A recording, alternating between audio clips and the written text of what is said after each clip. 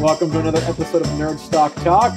It's your host, Barney Smith, with my co-host, JP Wildman of jpwildman.com. You need to get that. Not really a site? Yeah, I should get that. You got to get that now. Great. Now I'm going to make a website. Thanks, Barney. All right. So what we're going to do with today's topic, we're going to talk about. So we had to kind of cut things short because we want to keep our 30-minute format, and talking about cryptocurrency. And one of the questions we got back was, I've gotten questions. I think JP's got some questions like how to invest in crypto. So we're going to talk about that as our main segment. But before we jump into our main segment, what we want to do is now just talk about how our stocks did last week.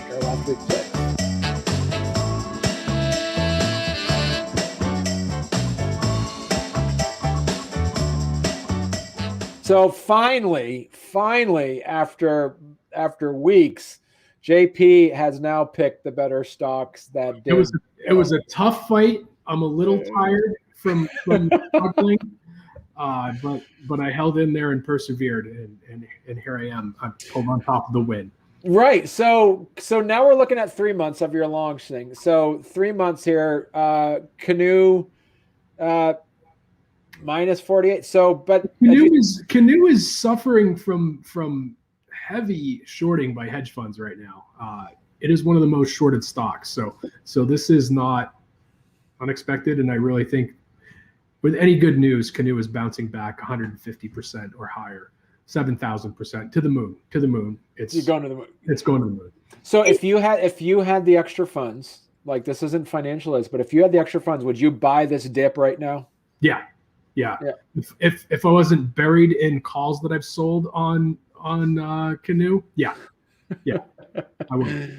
It's like $8 a share now, and like you said, you're predicting this as being a $25. It's when you look at the other electric car companies that don't have any.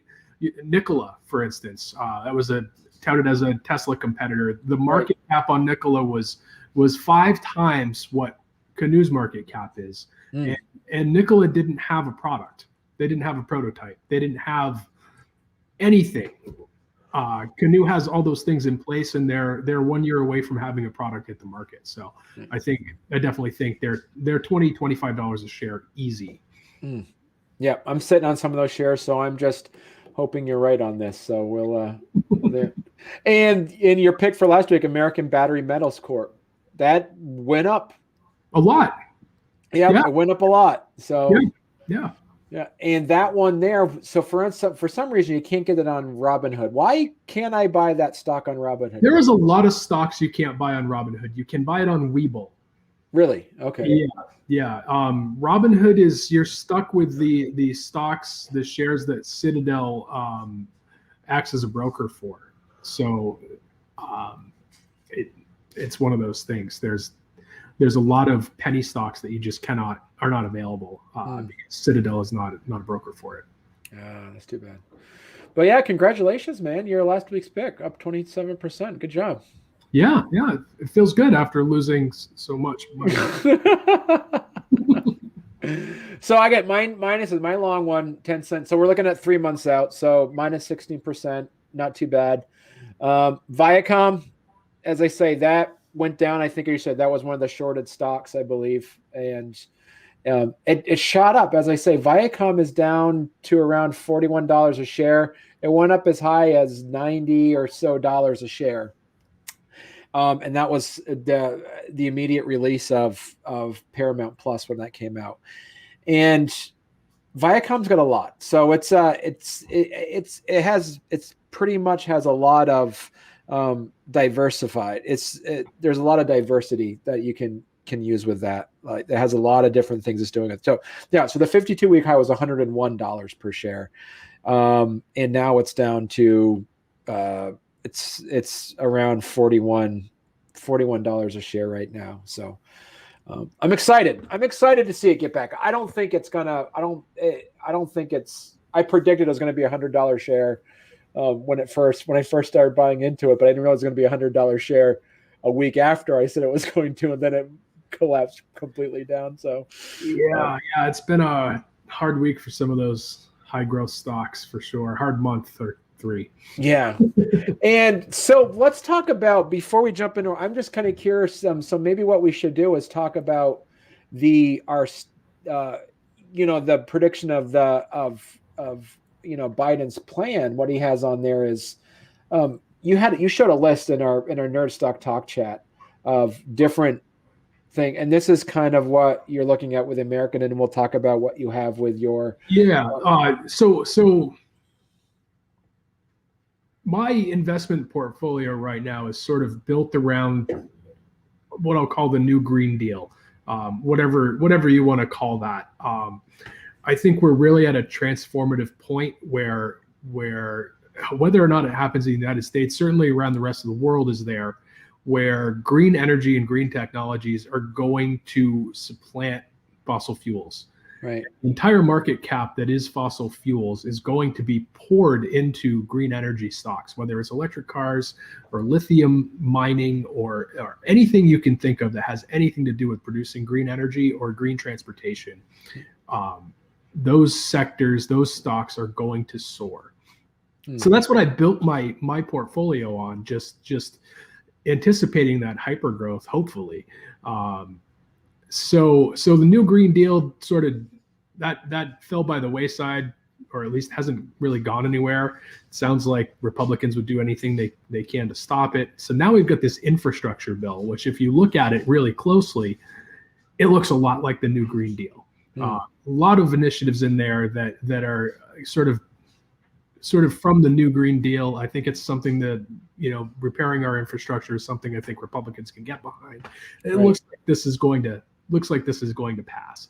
So that being said, we're going to be opening up for better or worse. I'm not sure how good this is in the long run for the environment, but there's going to be mining rights opening up. I've invested in some lithium mines, GSM and Northern Dynasty Minerals are both have lithium mines on the docket for approval right now.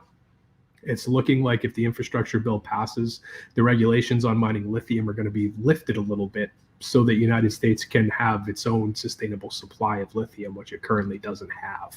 They have to rely a lot on some of the Chinese mines that are, I think, in Africa right now. Yeah. Which brings me on to my next week's stock pick, which is Lithium Americas, which is an American-based mining company that owns some mining rights in Chile.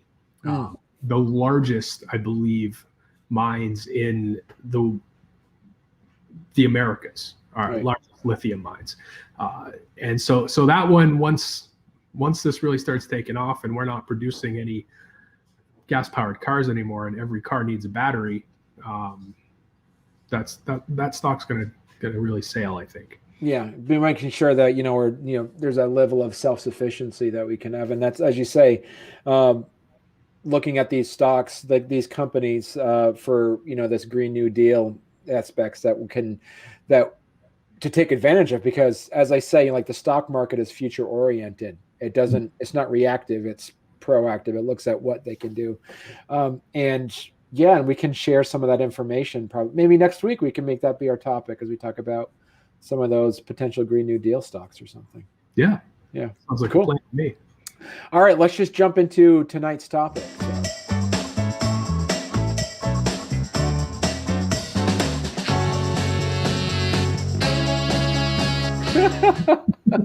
All right, tonight's topic.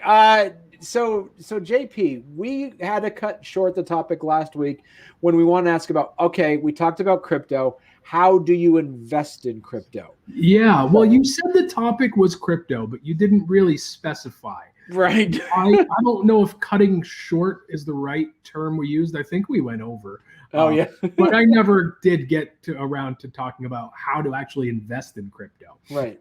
So now that we got the background down on what crypto is, let's talk about how to invest in it, huh? Yeah. So there's a few ways to do it, and it depends on how computer savvy you are. I will preface this in saying that it is far easier to lose all your money in crypto than it is in the stock market. On several levels. starting with forgetting what your password is, to literally investing in a meme crypto coin that goes to zero overnight. Yeah. That it runs the gamut. If you can think of a way to lose money with crypto, you definitely can very easily. Right. So the way to start, probably the easiest, the fastest way for a beginner to understand what's going on, and an exchange with coins that are at least the least risky, I would download Coinbase. I'd use Coinbase. Okay. Coinbase is the Robinhood of crypto. Okay. Now, something important to understand about Coinbase is, or any exchange for crypto, is that if you have your coins on that exchange, you do not own those coins. Okay. Each coin, if you have a Bitcoin, it's got what's called a private key. If you don't have access to what that private key is, you don't have access to those coins. So Coinbase actually owns those coins and holds it in a wallet on your behalf. If you're going to be trading coins, that's not necessarily a bad thing, because remember, every transaction you make with crypto comes with some mining fees to actually send the money to a different wallet. The way Coinbase works is they just have one wallet with all the money in it, and they give you an account that is all proxy. So if you buy and sell those coins, it never actually leaves Coinbase. So the fees aren't really they're batched. So okay. It's a little less expensive. Now, if you want to buy and hold coins, if you want to buy some Bitcoin and just sit on it for 5 years, then you definitely want to move it off of the exchange. Coinbase lets you do that. It lets you move it to an offline wallet or a wallet on your phone or something like that. But that isn't necessarily what you want to do if you're going to be buying and selling and sort of swing trading crypto, which is how a lot of people make a lot of money. Right. You take something like Dogecoin, where it goes from 0.005 of a cent up to 35 cents overnight, and $1,000 investment can make you tens of thousands of dollars, if not $100,000 on a swing like that. And there's been days when Bitcoin has done the same thing. So if you want to get a little more into the trading and trade into futures and be able to short Bitcoin and have that kind of leverage, the exchange I use regularly is called Kraken. Okay. Like the octopus, Kraken. They're actually going public as well soon, I believe.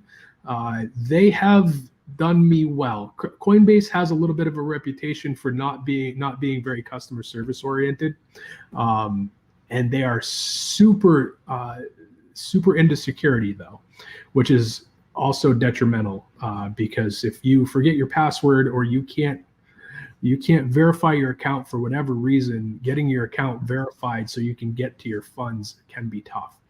I had one of my buddies asked me last week. He said, listen, I want to get crypto. And I said, yeah, Coinbase. I said, I got, through Robinhood. And he says, well, I heard that, Robinhood or something, they can just lose your money and then you just don't have it. Now, where is the Coinbase and Robinhood are very similar. Okay. The difference with Robinhood is that you can't send those coins to another wallet. So you're just investing in the product. You're not actually owning it. You're not owning it, right? And Coinbase, if you leave it in your trading account, if you leave it on the exchange, it's exactly the same as Robinhood. The difference is that Coinbase has a lot more crypto, a lot more varieties of coin, and you can actually send it to an offline wallet. So you can buy it in Coinbase, send it to an offline wallet, and Coinbase actually has an offline wallet, a proper storage wallet that you can download as well. It's called Coinbase Wallet. So you can actually use that. That's something that the Robinhood app doesn't have. The Robinhood app is just basically cash value of your. Yeah, it's just an exchange. Okay. So what you could do then with Coinbase, as you mentioned. So talk to us about, because this is the other thing that I've heard. You mentioned Dogecoin. Dogecoin seems to be, like you said, a meme kind of coin. You got Bitcoin, which is the gold standard away. When people hear about cryptocurrency, you always hear Bitcoin. There's Ethereum. What are some of the other ones? If if somebody comes to you and says, "Hey, JP, you know what? So two things. One, the person who is going to be the investor in crypto who just wants to look at it from the long-term value to have that, or somebody that looks at it as like, this is going to be the new gold standard. This is going to be what should I actually put my money into, actually use to purchase things on." What would be those? So I would say that, of course, Bitcoin has just got the brand recognition. Right. There's some controversy behind Bitcoin and how Bitcoin came to be and whether Bitcoin is actually still Bitcoin. I don't believe it is, but a lot of people still do. So that's still going up. That's a very safe investment, especially right now. If you were to buy crypto tonight and you were to buy Bitcoin tonight, you would be okay. Right now is a good time to buy. Last week it was up to $60,000 a coin or something like that, and it's dropped down to about 48, 49. And that is very, very normal for Bitcoin. Volatility is incredible with these coins, and so that's where you want to be very careful. Is to time it when everybody's selling. Always buy when everyone's selling. When it's been red, when there's a huge dip, right. That is your buying opportunity.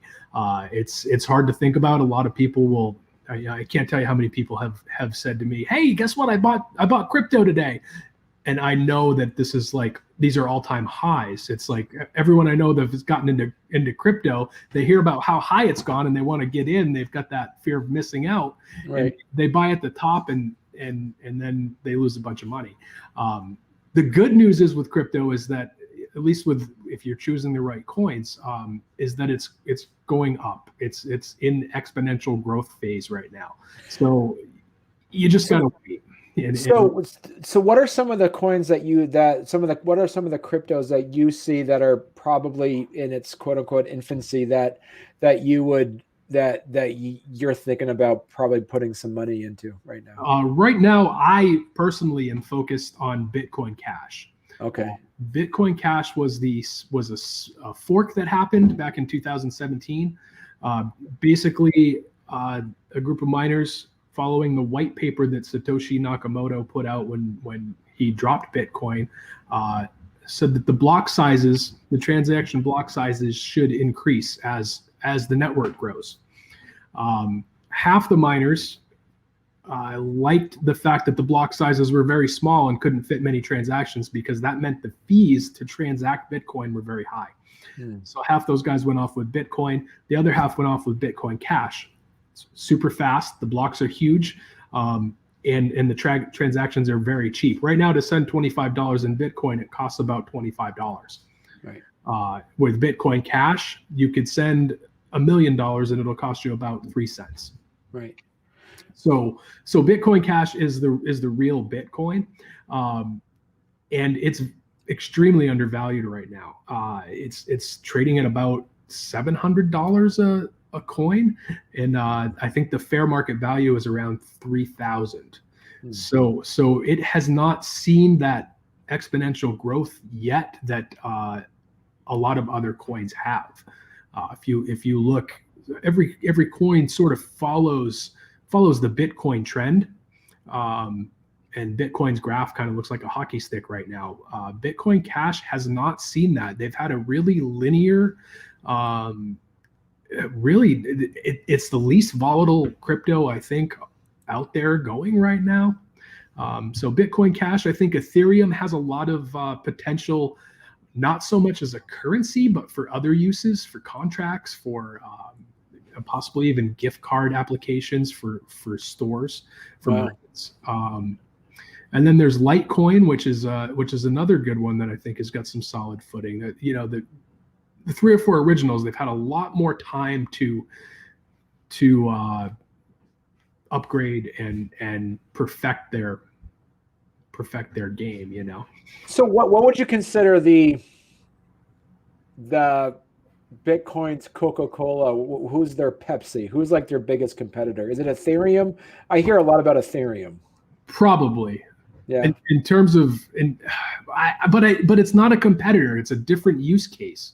Okay. That's the interesting thing is all of these cryptos, at least the top ones on the top of the market cap, they all have sort of different use cases. You can take something like Ripple XRP. That is a currency that is designed to be used between banks to move trillions of dollars at a time. Sort of makes the International Monetary Fund and a lot of those settlement layers in between central banks irrelevant. And instead of using their current system, which takes days, this takes seconds. So each coin has got its own sort of specific use, and that's what really makes crypto fascinating. So there's no competition then. It's no. Wow, that's interesting. Okay. With Bitcoin's if you read the white paper when they were making the argument for the fork, they have gone the way of store of value. So they're trying to be a digital gold. Nobody buys and sells gold. Nobody spends gold. Right. You just kind of put it in your basement, I guess, or in a lockbox in a fork. And just wait for the value to increase on it. Yeah. And so that's the miners are like, it doesn't matter if the fees are high because you're not supposed to spend it. It's gold. It's a store of value. Yeah. And the Bitcoin Cash people are kind of like, well, that's Bitcoin. The white paper says it's a peer-to-peer cash system. Right. So that isn't what Bitcoin was supposed to be. Not that it doesn't work for that, but you shouldn't be calling yourself Bitcoin. That's where the controversy there and where that all came from. Okay. Wow. That's it. Okay. Wow. So what's Ethereum's creation? What's the Ethereum's purpose? Ethereum has a customizable blockchain, so you can like put contracts in there. You can make the block transactions kind of do and say what you want it to do. So in terms of like deeds, right? So you go to the land records, that can all be on blockchain, and you can just look back and look back into the land records. And that's actually, I think, one of the first actual use cases for Ethereum was land records. Really? Yeah. So that's probably the best application I can think of for Ethereum. Okay, all right. Because I got some Doge, I got some Ethereum, and I got some Bitcoin Cash. So Doge is an interesting one. Yeah. Because of the way Doge works, it's you told me to sell my Doge, and all of a sudden it skyrocketed, and I lost it. Did you? Well, you didn't lose any money. Well, no, I didn't lose. That's right. You never lose money. Right. You didn't lose money. I didn't lose money. Yeah. You lost out on some gains, but right. The way Doge works is it's a pump and dump coin. That's how it was designed. So as more transactions happen, more coins are mined. So when the price goes up because people are buying it, more right. coins get mined, so it crashes just as hard afterwards. Right. It's a great coin to really ride the wave and swing trade if you understand how they're produced and how the circulation works. Because as the price goes up and the market cap goes up, so does the supply. So each one is. So it really is like it was created to kind of be volatile in a way, I guess. Yeah, it was created to be a joke. It's literally, in terms of a currency, it's kind of a joke because every time people start using it, it's totally inflationary. More Doge comes out. So yeah. Long story short, Robinhood is a fine place to dabble with crypto. Mm-hmm. If you really want to get serious about it, I'd move yourself over to Coinbase and start storing some coins offline. And if you really want to start trading in futures and getting into it that way at a options kind of a level, then Kraken would be where you'd want to go. Okay. But if you're investing in crypto, the best thing you can do for your investments is to actually use it. That's what's really, go to the bakery, say, hey, do you take crypto? All you got to do is mention it. They don't have to do it, but if enough people walk in there and say, you guys take crypto? One of these days, they might actually start accepting crypto. Square allows merchants to take crypto now. PayPal allows merchants to take crypto. Really? Yeah, Venmo, Cash App. So yeah, it's not hard for vendors, for stores and vendors to to accept crypto. Once that starts happening, that's when we're going to start seeing some adoption, and that's when we're going to people start actually using it, and the price is going to go literally to the moon, because right now it's purely speculative. So let me ask you then. Okay, so just real quick. Okay, so the people that might be watching this show, we're like, hey, you know what? I make soap for a living at a craft fair. I have a Square. I use the Square thing. Can they by default, or like a guy that, somebody that sells comic books or something like that, or anybody that actually has the Square already as their point of sale? Yeah. Is there a button there, so they could probably then take crypto if they want to, based off of the fact that they're using absolutely Square? Yeah, you go into. I don't know specifically how to do it. I do know that through the Cash App, which is put out by Square, you can send crypto, and you can. I know vendors using Square that do accept crypto, and they're using Square to do it. So it's pretty simple to do. You print out a QR code, and that gives you your wallet address. And then the person buying just scans that code, sends however much they're going to spend, and there you go. You've got your crypto. And it translates perfectly. So if it was like they're spending $5 or $20, it'll translate into that value of Dogecoin or Bitcoin. Okay. Yeah. So you'll have, the vendor has to have a wallet set up for each type of coin. So it's just within your app, you'll be able to transfer, like through the Coinbase wallet, you can kind of swap coins around. So if you've got 4 or 5 Bitcoins in your wallet, you can transfer those into like a Dogecoin, and then send them to the wallet, or vice versa, however you want to do it. So you can flip it back and forth so easily. Then it's almost like it's like you're getting Canadian dollars to American dollars. Exactly like that, except it's much, much, much easier. Wow, that is really cool. I didn't know that. So you can just switch it, and so that's what Coinbase and Kraken mainly do, right? You can't do that. As I said, you can't do that with Robinhood. Robinhood doesn't allow you to. No, Robinhood's pretty limited. It's you're just trading it as a currency, but Coinbase will let you do that. Yeah. Wow, that's awesome. Cool. All right, let's just let's jump into our final segment for the night.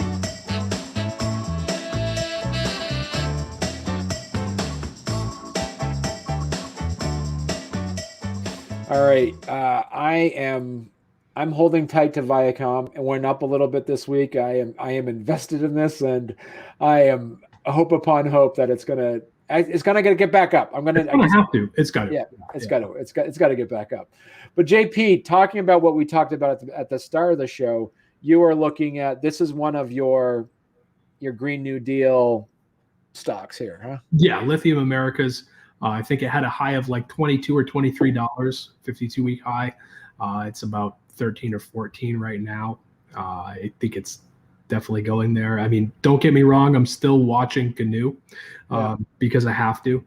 But once that gets back up above $11, I'm free. So I'm just buried in calls that I've sold on Canoo, and I cannot do anything else. My margin's all eaten up by calls I've sold. Good. So let's look at Lithium. Yeah. So let's we'll keep our eyes out for Lithium America, and we'll see who wins next week. Whether the Viacom goes up by %, but because Lithium America's they're at what, $1.92 a share or something like that. Lithium. Yeah. No, that was the other one. They're like $14. Oh, $14. Okay. So I bet. So you're probably I'm gonna guess that if it goes up, and if it's at already $14.22. All right. So yeah, and Viacom's at 41. So if yours goes up $3, it's gonna be a higher. I'm sorry, the 52-week high is $28.75. $28.75. All right. And they analyst ratings say it's a buy too. So Lithium America's good. Yep. Yeah, it's going back. It looks like it's kind of creeping back up. So yeah, the chart on LAC right now is really interesting in that the RSI is dropping like a rock, but the moving average is going up, which tells me there's still a lot of upside to go. Right. Cool. All right. Well, that'll be episode. This is our episode 13 of Nerd Stock Talk. So stay tuned next week, and we will. 13 episodes. They haven't canceled this yet. They haven't canceled us yet. No, the fools. wow. The fools. I don't know who watches this thing. All right. Thank you very much, everybody, and we'll see you next week.